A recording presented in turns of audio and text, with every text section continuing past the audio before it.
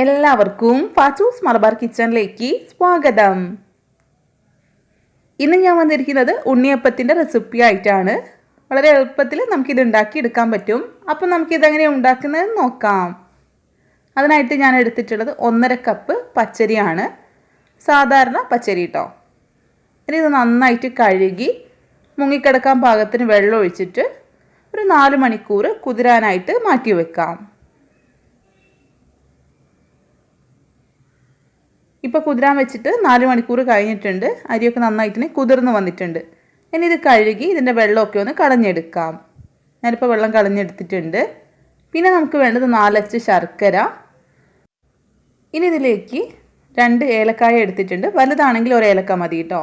1/2 teaspoon നല്ല ജീരകം, പിന്നെ ഒരു പിഞ്ച് ഉപ്പ്.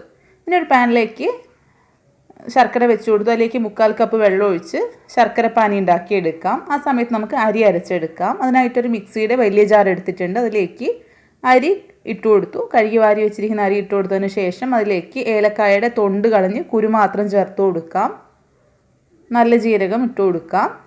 ഇനി ഇതിലേക്ക് 1/2 കപ്പ് വെള്ളം ഒഴിച്ച് ചെറിയ ചെറിയ തരികളോട് കൂടി വേണം അരച്ചെടുക്കാനായിട്ട്. ഞാനിപ്പോൾ ഇത് അരച്ചെടുത്തിട്ടുണ്ട്. കണ്ടില്ലേ, കയ്യിൽ തൊട്ട് നോക്കും ചെറിയ ചെറിയ തരികൾ മതി കേട്ടോ, ഒരുപാട് തരികളോട് കൂടി അല്ല കേട്ടോ. ഇനി ഇതൊരു പാത്രത്തിലേക്ക് മാറ്റാം.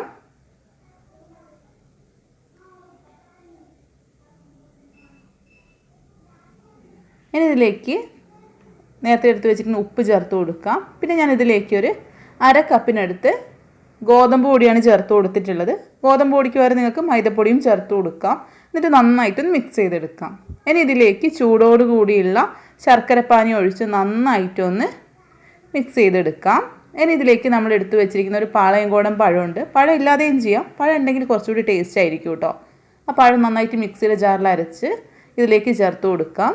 ഇതിലേക്ക് കുറച്ച് കറുത്ത എള്ള് ചേർക്കുന്നുണ്ട്. അത് ഓപ്ഷനിലാണ്, നിങ്ങൾക്ക് താല്പര്യമുണ്ടെങ്കിൽ മാത്രം ചേർത്താൽ മതി. ഇതിന് പകരം നിങ്ങൾക്ക് തേങ്ങാക്കൊത്ത് മൂപ്പിച്ചിട്ടൊക്കെ ഇട്ട് കൊടുക്കാം.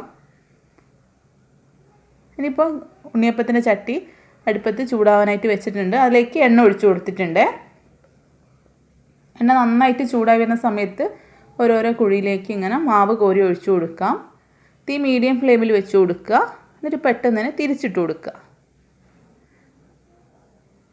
ഒരു വശം നന്നായിട്ടൊന്നും വേവാൻ കാത്ത് നിൽക്കണ്ട, അല്ലാതെ തിരിച്ചിട്ട് കൊടുക്കുക. അപ്പോൾ അധികം പൊട്ടാതെ തന്നെ അപ്പം കിട്ടിക്കോളൂ കേട്ടോ. ഒരു വശം വെന്തതിന് ശേഷം ഇത് തിരിച്ചിട്ട് കൊടുക്കാം. പെട്ടെന്ന് തന്നെ റെഡിയായി കിട്ടും കേട്ടോ. തീ ഒന്ന് ശ്രദ്ധിച്ചാൽ മതി. ഒരുപാട് അങ്ങ് തീ കൂട്ടി വെച്ച് കഴിഞ്ഞാൽ പെട്ടെന്ന് തന്നെ പുറംവശം കരിഞ്ഞു പോകും, ഉൾവശം വെന്ത് കിട്ടില്ല കേട്ടോ. അപ്പോൾ അതൊന്ന് ശ്രദ്ധിക്കുക. ഇപ്പോൾ ആദ്യത്തെ ബാച്ച് ഉണ്ണിയപ്പം റെഡി ആയിട്ടുണ്ട്. അത് നമുക്ക് കോരി മാറ്റാം. ബാക്കിയുള്ളതും ഇതുപോലെ തന്നെ ചുട്ടെടുക്കാം.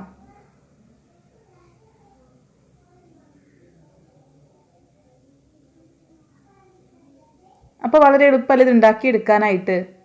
ഉൾവശമൊക്കെ നല്ലപോലെ ആരെടുത്തിട്ടുള്ള ഉണ്ണിയപ്പമാണിത്. റെസ്റ്റ് ചെയ്യാനൊന്നും വെക്കേണ്ട ആവശ്യമില്ല.